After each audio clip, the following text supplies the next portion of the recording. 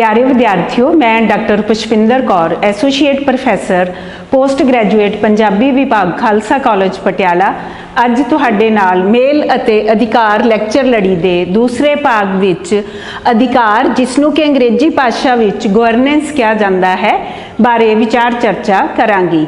मैं तुहानू याद दिवा देवां, मेल अते अधिकार लैक्चर लड़ी दे पहले भाग विच आपां पंजाबी वाक बनतर विच विचरण वालियां वख-वख व्याकरणिक इकाइयां दे आपसी मेल संबंधी विचार चर्चा कीती सी अते इस भाग विच आपां पंजाबी भाषा विच अधिकार दी जुगत बारे विचार चर्चा करांगे।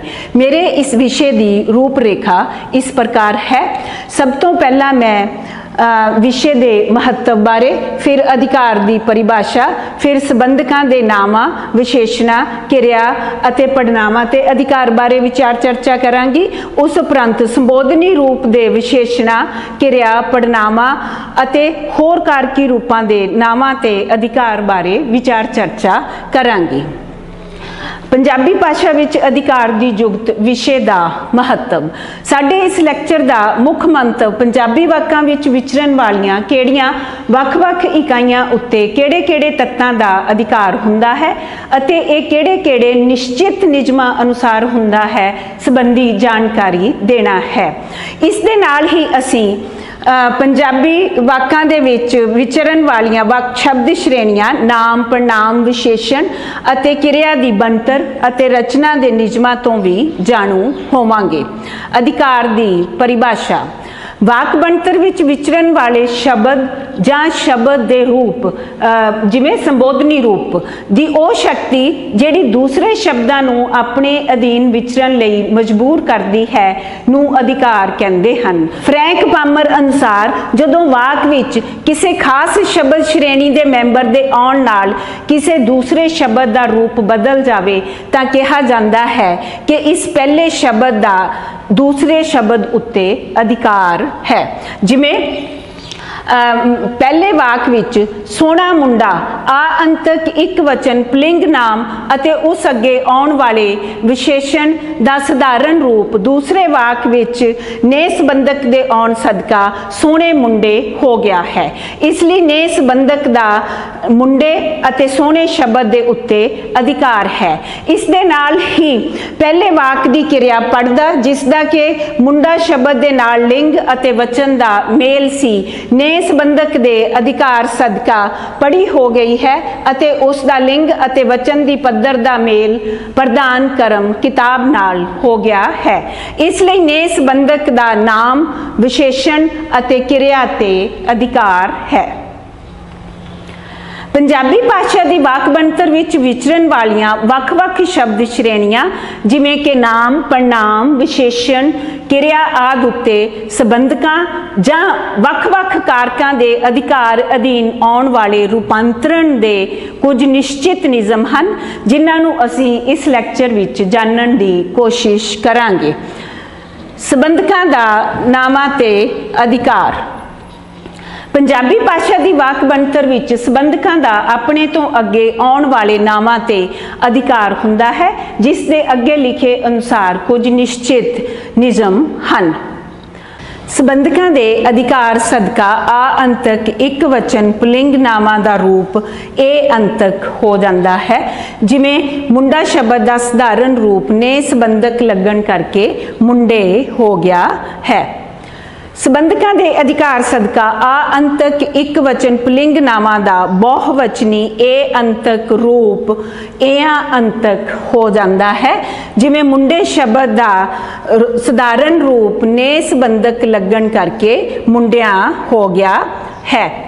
बाकी अंतकियां जां मुक्ता वाले पुलिंग नामां जिमें दर्जी, हाथी, मोर, शेर, उल्लू आदि उत्ते संबंधकां दे अधिकार की स्थिति वखरी किस्म की है। संबंधकां दे अधिकार सदका बाकी अंतकियां जां मुक्ता वाले एक वचन पुलिंग नामां पिछे संबंधक लगन ते उन्हां दे रूप विच कोई रूपांतरण नहीं आउंदा। जिमें हाथी अते शेर पिछे जदों असीं ने संबंधक लगाउंदे हां तां उस दा रूप साधारण रूप वाला ही रहिंदा है। बाकी अंतकियां जां मुक्तां वाले पुलिंग नावां जिन्हां दा सधारण एक वचन अते बहुवचन रूप एक समान ही हुंदा है, इन्हां दे अंत ते संबंधक लगण ते इन्हां दा रूप अंतक हो जांदा है। जिवें हाथी अते शेर नाल दे पिछे जदों असीं ने संबंधक लगाउंदे हां तां इन्हां दा रूप हाथियां अते शेरां हो जांदा है। इस्त्रीलिंग नावां दे सधारण रूप विच संबंधकां दे अधिकार सदका कोई रूपांतरण नहीं आउंदा। जिवें एक वचन इस्त्रीलिंग कुड़ी अते बहुवचन इस्त्रीलिंग कुड़ियां दे पिछे जदों असीं ने संबंधक लाउंदे हां तां उन्हां दा रूप कुड़ी अते कुड़ियां ही रहिंदा है। पर इन्हां वाकां दे विच ने संबंधक दा किरिया उत्ते अधिकार है। किरिया जांदी जां जांदियां तो ने संबंधक दे अधिकार सदका जाना हो गई है। दा वर्ग दे संबंधक दा, दे, देयां जदों दो नावां दे विचकार आउंदे हन तां इन्हां दा भी अपने तो अगे आउण वाले नावां उत्ते संबंधकां दे नावां उत्ते अधिकार संबंधी पहलां वर्णित कीते गए नियमां अनुसार ही अधिकार हुंदा है। जिवें दा संबंधक दे अधिकार सदका मुंडा शब्द दा सधारण रूप मुंडे अते मुंडे शब्द दा सधारण रूप मुंडियां हो गया है। इत्थे एक गल जिहड़ी ध्यान वाली है कि दा वर्ग दे संबंधक जिहड़े ने ये अपने तो पिछों आउण वाले नावां नाल लिंग अते वचन दी पद्धर ते मेल स्थापित करदे हन। संबंधकां दा विशेषणां उत्ते अधिकार। पंजाबी भाषा की वाक बनतर विच संबंधकां दा नावां दे अगे आउण वाले विशेषणां ते भी अधिकार हुंदा है। जिवें मुंडे शब्द दे अगे आउण वाला विशेषण ने संबंधक दे अधिकार सदका सोहणे हो गया है। इसे तरह मुंडियां शब्द दे अगे आउण वाला विशेषण ने संबंधक दे अधिकार सदका सोहणिया हो गया है। पंजाबी भाषा की वाक बनतर विच नावां दे अगे आउण वाले विशेषण संबंधकां दे अधिकार अधीन अपने नाल संबंधित नावां नाल लिंग अते वचन की पद्धर ते मेल स्थापित करते हुए ही रूपांतरित हुंदे हन। इसलिए विशेषणां उत्ते संबंधकां दे अधिकार दे नियम नावां ते संबंधकां दे अधिकार दे नियमां वाले ही हन। संबंधकां दा किरिया ते अधिकार। संबंधकां दा किरिया ते भी अधिकार हुंदा है। जिवें पहले वाक मुंडे रोटियां खांदे हन दी आसकर्मक किरिया खांदे दूसरे वाक विच ने संबंधक दे अधिकार सदका खादियां हो गई है अते किरिया दा लिंग अते वचन दी पद्धर दा मेल जिहड़ा कि इस वाक दे विच करता नाम मुंडे नाल सी दूसरे वाक दे विच प्रधान कर्म रोटियां नाल हो गया है। संबंधकां जां कारकां दा पड़नावां ते अधिकार। संबंधकां जां कारकां दा अपने तो अगे आउण वाले पड़नावां ते भी अधिकार हुंदा है। जदों पड़नाम संबंधकी रूप विच विचरदे हन तां उन्हां दे रूप विच रूपांतरण आउंदा है। पंजाबी भाषा विच संबंधक आम तौर ते पड़नावां दे नाल जोड़ के लिखे जांदे हन। पहला पुरख अते दूजा पुरख दे पड़नावां ते संबंधकां दा अधिकार। पहला पुरख दा एक वचन पड़नाम मैं नू संबंधक दे अधिकार सदका मैनू तो दे सदका मैथों दा संबंधक दे अधिकार सदका मेरा अते दे संबंधक दे अधिकार सदका मेरे हो गया है। इसी तरह पहला पुरख दा बहुवचन पड़नाम असी आपां दा संबंधक दे अधिकार सदका साडा अते नू संबंधक दे अधिकार सदका सानू हो गया है। दूजा पुरख दा एक वचन पड़नाम तू दा संबंधक दे अधिकार सदका तेरा नू संबंधक दे अधिकार सदका तैनू अते कोलों संबंधक दे अधिकार सदका तैथों हो गया है। दूजा पुरख दा बहुवचन पड़नाम तुसी नू संबंधक दे अधिकार सदका तुहानू अते कोलों संबंधक दे अधिकार सदका तुहाथों हो गया है। तीजा पुरख दे पड़नावां ते संबंधकां दा अधिकार। तीजा पुरख दे पड़नाम नेड़े लई ए अते दूर लई ਉਹ ਵਰਤੇ ਜਾਂਦੇ ਹਨ। ਇਹ ਇੱਕ ਵਚਨ ਅਤੇ ਬਹੁਵਚਨ ਦੋਵਾਂ ਲਈ ਹੀ ਵਰਤੇ ਜਾਂਦੇ ਹਨ। ਇਹਨਾਂ ਉੱਤੇ ਸੰਬੰਧਕਾਂ ਦੇ ਅਧਿਕਾਰ ਦਾ ਪ੍ਰਭਾਵ ਘੱਟ ਹੁੰਦਾ ਹੈ। ਇਹ ਦੋਵੇਂ ਪੜਨਾਮ ਅਤੇ ਸੰਬੰਧਕ ਸਿਰਫ ਜੁੜਵੇਂ ਰੂਪ ਵਿੱਚ ਲਿਖ ਦਿੱਤੇ ਜਾਂਦੇ ਹਨ। ਜਿਵੇਂ ਤੀਜਾ ਪੁਰਖ ਵਿੱਚ ਇੱਕ ਵਚਨ ਲਈ ਆਉਣ ਸਮੇਂ ਉਹ ਅਤੇ ਇਹ ਪੜਨਾਮ ਜਿਹੜੇ ਹੈ ਉਹ ਨੇ ਸੰਬੰਧਕ ਦੇ ਅਧਿਕਾਰ ਸਦਕਾ ਉਹਨੇ, ਨੂੰ, ਉਸਨੇ, ਉਸਨੂੰ, ਇਹਨੇ, ਇਹਨੂੰ, ਉਤੋਂ, ਇਤੋਂ, ਉਹਦੇ, ਉਹਦੀ, ਇਹਦੇ, ਇਹਦੀ ਹੋ ਜਾਂਦੇ ਹਨ। ਇਸੇ ਤਰ੍ਹਾਂ ਤੀਜਾ ਪੁਰਖ ਦੇ ਪੜਨਾਮ ਉਹ ਅਤੇ ਇਹ ਜਦੋਂ ਬਹੁਵਚਨ ਰੂਪ ਵਿੱਚ ਵਰਤੇ ਜਾਂਦੇ ਹਨ ਤਾਂ ਇਹਨਾਂ ਦਾ ਰੂਪ ਉਹਨਾਂ, ਉਹਨਾਂ ਨੂੰ, ਉਹਨਾਂ ਨੇ, ਇਹਨਾਂ, ਇਹਨਾਂ ਨੂੰ, ਇਹਨਾਂ ਨੇ, ਉਹਦੀਆਂ, ਉਹਦਿਆਂ, ਇਹਦੀਆਂ, ਇਹਦਿਆਂ ਹੋ ਜਾਂਦੇ ਹਨ। ਸੰਬੰਧਕਾਂ ਦੇ ਵਾਕਾਂ ਵਿੱਚ ਵਿਚਰ ਰਹੀਆਂ ਵੱਖ-ਵੱਖ ਸ਼ਾਬਦਿਕ ਇਕਾਈਆਂ ਉੱਤੇ ਅਧਿਕਾਰ ਦਾ ਸਿੱਟਾ। ਅੰਤ ਵਿੱਚ ਅਸੀਂ ਕਹਿ ਸਕਦੇ ਹਾਂ ਕਿ ਵਾਕਾਂ ਵਿੱਚ ਵਿਚਰ ਰਹੀਆਂ ਵੱਖ-ਵੱਖ ਸ਼ਾਬਦਿਕ ਇਕਾਈਆਂ ਉੱਤੇ ਸੰਬੰਧਕਾਂ ਦੇ ਅਧਿਕਾਰ ਦੀ ਪ੍ਰਕਿਰਿਆ ਦੌਰਾਨ ਰੂਪਾਂਤਰੀ ਰੂਪ ਦੇ ਪੱਖ ਤੋਂ ਆਉਣ ਵਾਲੇ ਰੂਪਾਂਤਰਨਾਂ ਦਾ ਇੱਕ ਵਿਸ਼ੇਸ਼ ਨੇਮ ਪ੍ਰਬੰਧ ਹੈ, ਜਿਹੜਾ ਕਿ ਵਾਕ ਵਿੱਚ ਸ਼ਾਬਦਿਕ ਇਕਾਈਆਂ ਦਾ ਸੰਬੰਧਕਾਂ ਦੇ ਅਧਿਕਾਰ ਦੀ ਪ੍ਰਕਿਰਿਆ ਅਧੀਨ ਆਪਸ ਵਿੱਚ ਇੱਕ ਪ੍ਰਕਾਰ ਦਾ ਮੇਲ ਸਥਾਪਿਤ ਕਰਦਾ ਹੈ। ਜਿਵੇਂ ਸੋਹਣੇ ਮੁੰਡੇ ਰੋਟੀ ਖਾਂਦੇ ਹਨ ਦਾ ਜਦੋਂ ਅਸੀਂ ਸੰਬੰਧਕੀ ਰੂਪ ਬਣਾਉਂਦੇ ਹਾਂ ਤਾਂ ਉਹ ਸੋਹਣਿਆਂ ਮੁੰਡਿਆਂ ਨੇ ਰੋਟੀ ਖਾਧੀ ਹੋ ਜਾਂਦਾ ਹੈ। ਇੱਥੇ ਮੁੰਡਿਆਂ ਸ਼ਬਦ ਜਿਹੜਾ ਹੈ ਉਸ ਦੇ ਅੱਗੇ ਆਉਣ ਵਾਲਾ ਵਿਸ਼ੇਸ਼ਣ ਸੋਹਣਿਆਂ ਉਸ ਦੇ ਨਾਲ ਰੂਪਾਂਤਰੀ ਰੂਪ ਦੇ ਪੱਖ ਤੋਂ ਲਿੰਗ ਅਤੇ ਵਚਨ ਦਾ ਮੇਲ ਸਥਾਪਿਤ ਕਰਦਾ ਹੈ। ਇਸੇ ਤਰ੍ਹਾਂ ਜਿਹੜੀ ਕਿਰਿਆ ਹੈ ਉਹ ਜਿਹੜੀ ਕਿ ਇੱਥੇ ਆਸਕਰਮਕ ਹੈ ਇੱਥੇ ਸਕਰਮਕ ਹੋ ਜਾਂਦੀ ਹੈ ਅਤੇ ਉਸ ਦਾ ਮੇਲ ਜਿਹੜਾ ਹੈ ਉਹ ਪ੍ਰਧਾਨ ਕਰਮ ਦੇ ਲਿੰਗ ਅਤੇ ਵਚਨ ਨਾਲ ਹੋ ਜਾਂਦਾ ਹੈ। ਇਸ ਲਈ ਨੇ ਸੰਬੰਧਕ ਦਾ ਨਾਮ ਉਸ ਅੱਗੇ ਆਉਣ ਵਾਲੇ ਵਿਸ਼ੇਸ਼ਣ ਅਤੇ ਕਿਰਿਆ ਉੱਤੇ ਅਧਿਕਾਰ ਹੈ। ਸੰਬੋਧਨੀ ਰੂਪ ਜਾਂ ਸੰਬੋਧਨੀ ਕਾਰਕ ਦਾ ਅਧਿਕਾਰ। ਪੰਜਾਬੀ ਭਾਸ਼ਾ ਦੀ ਵਾਕ ਬਣਤਰ ਵਿੱਚ ਸੰਬੋਧਨੀ ਰੂਪ ਜਾਂ ਸੰਬੋਧਨੀ ਕਾਰਕ ਦਾ ਨਾਵਾਂ, ਵਿਸ਼ੇਸ਼ਣਾਂ, ਕੁਝ ਹੱਦ ਤੱਕ ਪੜਨਾਵਾਂ ਅਤੇ ਕਿਰਿਆ ਦੇ ਰੂਪਾਂ ਤੇ ਵੀ ਅਧਿਕਾਰ ਹੁੰਦਾ ਹੈ।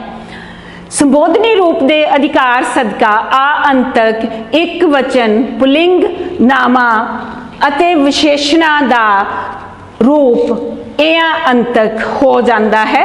ਜਿਵੇਂ ਗੋਰਾ ਮੁੰਡਾ ਵਿਸ਼ੇਸ਼ਣ ਅਤੇ ਨਾਮ ਦਾ ਰੂਪ ਸੰਬੋਧਨੀ ਰੂਪ ਦੇ ਅਧਿਕਾਰ ਸਦਕਾ ਗੋਰਿਆਂ ਮੁੰਡਿਆਂ ਹੋ ਗਿਆ ਹੈ। ਸੰਬੋਧਨੀ ਰੂਪ ਦੇ ਅਧਿਕਾਰ ਸਦਕਾ ਆ ਅੰਤਕ ਇੱਕ ਵਚਨ ਪੁਲਿੰਗ ਨਾਮਾਂ ਅਤੇ ਵਿਸ਼ੇਸ਼ਣਾਂ ਦਾ ਬਹੁਵਚਨੀ ਇਹ ਅੰਤਕ ਰੂਪ ਏਓ ਅੰਤਕ ਹੋ ਜਾਂਦਾ ਹੈ। ਜਿਵੇਂ ਗੋਰੇ ਮੁੰਡੇ ਸ਼ਬਦਾਂ ਦਾ ਸਧਾਰਨ ਰੂਪ ਸੰਬੋਧਨੀ ਰੂਪ ਦੇ ਅਧਿਕਾਰ ਸਦਕਾ ਗੋਰਿਓ ਮੁੰਡਿਓ ਹੋ ਗਿਆ ਹੈ। ਸੰਬੋਧਨੀ ਰੂਪ ਦੇ ਅਧਿਕਾਰ ਸਦਕਾ ਬਾਕੀ ਅੰਤਕਿਆਂ ਜਾਂ ਮੁਕਤਾ ਵਾਲੇ ਪੁਲਿੰਗ ਨਾਮਾਂ ਦੇ ਇੱਕ ਵਚਨ ਸਧਾਰਨ ਰੂਪ ਦੇ ਅੰਤ ਤੇ ਨਾਲ ਆ ਅਤੇ ਬਹੁਵਚਨ ਰੂਪ ਦੇ ਅੰਤ ਤੇ ਨਾਲ ਉਹ ਜੋੜ ਦਿੱਤਾ ਜਾਂਦਾ ਹੈ। ਜਿਵੇਂ ਮਿੱਤਰ ਅਤੇ ਬੇਲੀ ਸ਼ਬਦ ਦਾ ਸਧਾਰਨ ਇੱਕ ਵਚਨ ਰੂਪ ਸੰਬੋਧਨੀ ਰੂਪ ਦੇ ਅਧਿਕਾਰ ਸਦਕਾ ਮਿੱਤਰਾ ਅਤੇ ਬੇਲੀਆ ਅਤੇ ਬਹੁਵਚਨ ਰੂਪ ਮਿੱਤਰੋ ਅਤੇ ਬੇਲੀਓ ਹੋ ਗਿਆ ਹੈ। ਸੰਬੋਧਨੀ ਰੂਪ ਦੇ ਅਧਿਕਾਰ ਵਿੱਚ ਇਹ ਅੰਤਕ ਇਸਤਰੀ ਲਿੰਗ ਨਾਮਾਂ ਅਤੇ ਵਿਸ਼ੇਸ਼ਣਾਂ ਦੇ ਇੱਕ ਵਚਨ ਰੂਪ ਨਾਲ ਅੰਤ ਤੇ ਇਹ ਜੋੜ ਦਿੱਤਾ ਜਾਂਦਾ ਹੈ ਅਤੇ ਬਹੁਵਚਨ ਰੂਪ ਨਾਲ ਅੰਤ ਤੇ ਉਹ ਜੋੜ ਦਿੱਤਾ ਜਾਂਦਾ ਹੈ। ਜਿਵੇਂ ਸੋਹਣੀ ਸਹੇਲੀ ਅਤੇ ਚੰਗੀ ਕੁੜੀ ਦਾ ਸਧਾਰਨ ਇੱਕ ਵਚਨ ਇਸਤਰੀ ਲਿੰਗ ਰੂਪ ਸੰਬੋਧਨੀ ਰੂਪ ਦੇ ਅਧਿਕਾਰ ਸਦਕਾ ਸੋਹਣੀਏ ਸਹੇਲੀਏ ਅਤੇ ਚੰਗੀਏ ਕੁੜੀਏ ਹੋ ਗਿਆ ਹੈ ਅਤੇ ਬਹੁਵਚਨੀ ਰੂਪ ਸੋਹਣਿਓ ਸਹੇਲਿਓ ਅਤੇ ਚੰਗਿਓ ਕੁੜਿਓ ਹੋ ਗਿਆ ਹੈ। ਸੰਬੋਧਨੀ ਰੂਪ ਦਾ ਕਿਰਿਆ ਤੇ ਅਧਿਕਾਰ। ਸੰਬੋਧਨੀ ਰੂਪ ਦੇ ਅਧਿਕਾਰ ਸਦਕਾ ਕਿਰਿਆਵਾਂ ਵੀ ਆਪਣੇ ਨਾਲ ਸੰਬੰਧਿਤ ਨਾਵਾਂ ਦੇ ਵਚਨ ਅਨੁਸਾਰ ਆਪਣਾ ਰੂਪ ਰੂਪਾਂਤਰਿਤ ਕਰਦੀਆਂ ਹਨ। ਜਿਵੇਂ ਮਿੱਤਰਾ ਆ ਜਾ, ਕੁੜੀਏ ਪੜ੍ਹ ਲੈ, ਮਿੱਤਰੋ ਆ ਜਾਓ, ਕੁੜੀਓ ਪੜ੍ਹ ਲਓ। ਵਾਕਾਂ ਵਿੱਚ ਇੱਕ ਵਚਨ ਦੀਆਂ ਕਿਰਿਆਵਾਂ ਜਾ ਅਤੇ ਲੈ ਅਤੇ ਬਹੁਵਚਨ ਦੀਆਂ ਕਿਰਿਆਵਾਂ ਜਾਓ ਅਤੇ ਲਓ ਹਨ। ਸੰਬੋਧਨੀ ਰੂਪ ਦਾ ਪੜ੍ਹਨਾਵਾਂ ਤੇ ਅਧਿਕਾਰ। ਸੰਬੋਧਨੀ ਰੂਪ ਦੇ ਅਧਿਕਾਰ ਵਿੱਚ ਸਿਰਫ ਤੀਜਾ ਪੁਰਖ ਦੇ ਪੜ੍ਹਨਾਵਾਂ ਵਿੱਚ ਹੀ ਪੁਲਿੰਗ ਦੇ ਇੱਕ ਵਚਨ ਅਤੇ ਬਹੁਵਚਨ ਰੂਪ ਲਈ ਓਏ ਅਤੇ ਇੱਕ ਵਚਨ ਇਸਤਰੀ ਲਿੰਗ ਲਈ ਨੀ ਦੋ ਰੂਪ ਵਧੇਰੇ ਪ੍ਰਚਲਿਤ ਹਨ। ਹੋਰ ਕਾਰਕਾਂ ਦਾ ਨਾਵਾਂ ਤੇ ਅਧਿਕਾਰ। ਕਿਸੇ ਵਿਸ਼ੇਸ਼ ਕਾਰਕੀ ਰੂਪ ਵਿੱਚ ਆਉਣ ਕਰਕੇ ਨਾਵਾਂ ਜਾਂ ਪੜ੍ਹਨਾਵਾਂ ਦਾ ਰੂਪ ਉਸ ਕਾਰਕ ਦੇ ਅਧਿਕਾਰ ਵਿੱਚ ਰੂਪਾਂਤਰਿਤ ਹੋ ਜਾਂਦਾ ਹੈ।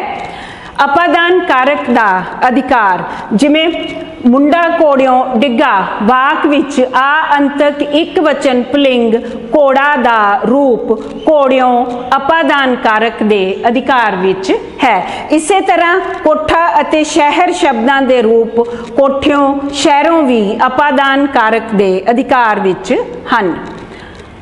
ਅਧਿਕਰਨ ਕਾਰਕ ਦਾ ਅਧਿਕਾਰ। ਮੁੰਡਾ ਪਟਿਆਲੇ ਗਿਆ, ਵਾਕ ਵਿੱਚ ਪਟਿਆਲਾ ਸ਼ਹਿਰ ਦਾ ਰੂਪ ਪਟਿਆਲੇ ਅਧਿਕਰਨ ਕਾਰਕ ਦੇ ਅਧਿਕਾਰ ਵਿੱਚ ਹੈ। ਹੱਥ ਕਰਨ ਕਾਰਕ ਦਾ ਅਧਿਕਾਰ। ਹੱਥ, ਅੱਖਾਂ, ਕੰਨ ਨਾਵਾਂ ਦੇ ਬਹੁਵਚਨੀ ਰੂਪ ਹੱਥੀ, ਅੱਖੀ, ਕੰਨੀ ਕਰਨ ਕਾਰਕ ਦੇ ਅਧਿਕਾਰ ਵਿੱਚ ਹਨ।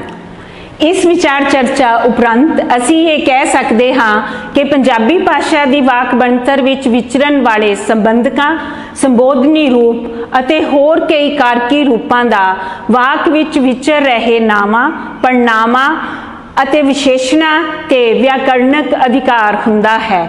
ਇਹ ਸੰਬੰਧਕ ਅਤੇ ਸੰਬੋਧਨੀ ਰੂਪ ਆਪਣੇ ਤੋਂ ਪਿੱਛੋਂ ਆਉਣ ਵਾਲੀਆਂ ਕਿਰਿਆਵਾਂ ਨੂੰ ਵੀ ਆਪਣੇ ਅਧਿਕਾਰ ਅਨੁਸਾਰ ਵਿਚਰਨ ਲਈ ਮਜਬੂਰ ਕਰਦੇ ਹਨ।